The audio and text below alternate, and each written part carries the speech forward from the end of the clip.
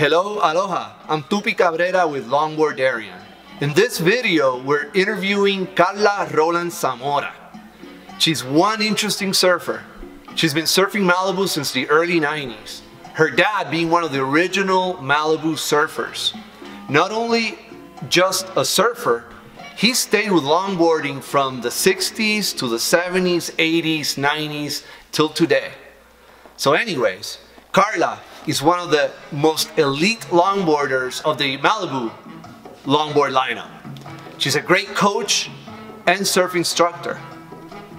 And now, the beach chair interview with Carla Rowland Zamora. Enjoy.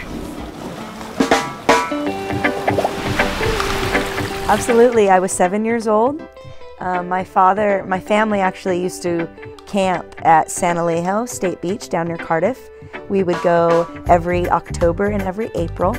And I don't remember if it was April or October that year, but I was 7 years old and my dad took me out on the board with him.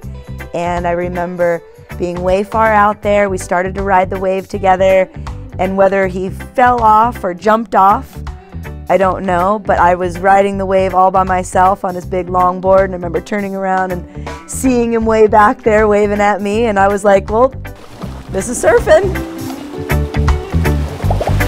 So when I decided to get involved into surfing, one of the main reasons I did it was to get out of a bad group of friends that I had in high school. So I stopped hanging out with those people, and I was like, well, I'm gonna go hang out at the beach at First Point Malibu where my dad hangs out. Being at First Point Malibu, naturally, it kind of was a longboard thing. It really wasn't just because of Malibu, but my father. My father is a die-hard, to the core, all soul, single fin longboarder. My first surfboard that I really learned to surf on my own was a 10-foot Lance Carson. I could barely turn the thing. I remember he told me, Carla, you're doing a drop knee. And I was like, what's a drop knee? I'm just trying to turn the thing. I just need to get down the line so I'm not getting run over. And he's like, yeah, you got the whole drop knee classic thing going. I'm like, okay. So in the mid-90s, when I kind of decided to get seriously involved with surfing, there was a resurgence of that old school aesthetic style. And really the main #1 person that was behind that was Josh Barbaro.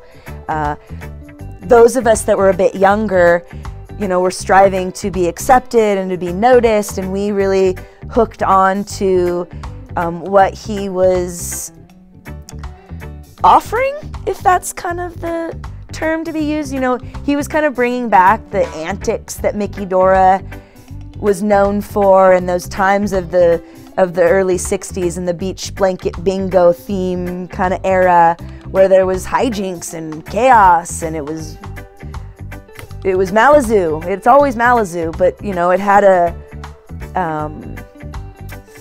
character that I think has only been somewhat replicated during the time that I was fortunate enough to be a part of. Those of us that were younger, that were kind of trying to emulate Josh, Dylan Jones, Lance Woolslagle, Britt Leonard. She was really the only woman that was older than me that had kind of been around for a while for the women to look up to. Now, I was one of the first women to really come on the scene.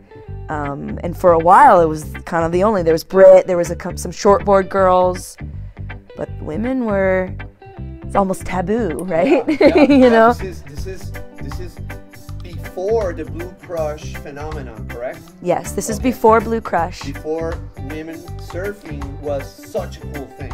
And it wasn't feminine yet. It was still kind of synonymous with this sort of quote-unquote butch thing, and there wasn't an understanding of the various levels and layers that women's surfing really is and can offer.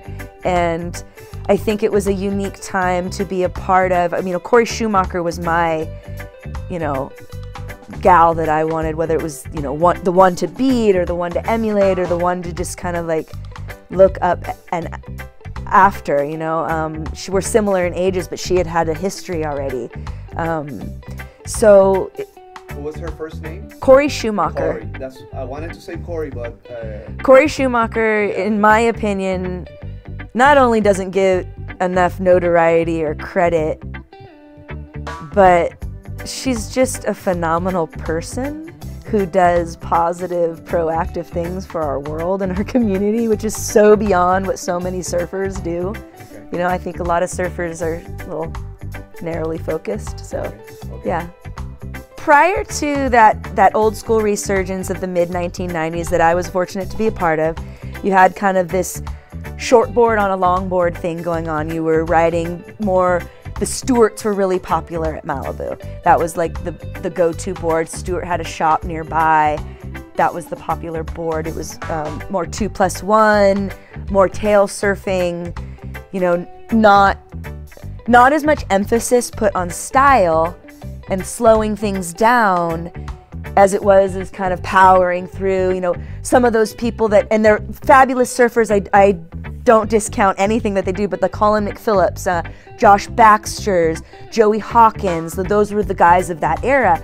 And then Josh and Joel Tudor and, you know, some of the women that slowly started to gain notoriety, we weren't gaining it as fast as the guys were, started bringing in that Mickey Dora, that Lance Carson, the purist, single fin, slow it down, let it be about trim and flow and connecting maneuvers in a way that was dancing and not so aggressive and attacking. Currently my favorite shapers, I mean, without a doubt I have to say my husband. My husband Ian Zamora is a fabulous shaper. And I really am not just saying that because I'm his wife. There's something really unique about my husband. When we first got together, he was a shortboard shaper. He shaped mid-lengths, hulls, step-ups, fishes, everything but longboards. And then we got together and he was like, babe, you gotta ride one of my boards. And I was like, babe, you gotta shape a single fin. He has since developed his longboard skill in shaping in a way that I've never seen, not just in a shaping sense, but just in a craftsman sense. I'm truly like, not just honored to be his wife, but I admire him. Very proud. I'm very proud of him, and I admire his ability to take on. He picks things up and he learns how to do it and he perfects it and he becomes a master at it. And so he's become a beautiful longboard shaper. His longboards are phenomenal. You can look him up at zamorasurf.com and you can check out his photography on his Instagram is Ian Zamora. Ian Zamora. Yeah, super talented guy. Another shaper that I really highly respect and I just think has an impeccable skill is Wayne Rich out of Santa Barbara. My husband has had the opportunity to be mentored by him, and he's not only also a fabulous man that has true character and just a true set of values and morals, but he's a phenomenal shaper and surfer, mind you. And I've known him a really long time. I've been fortunate, and my dad has known him. They're both Waynes. Oh, okay. So there's a connection there. Yeah. Well, my father has influenced my surfing probably more than anybody.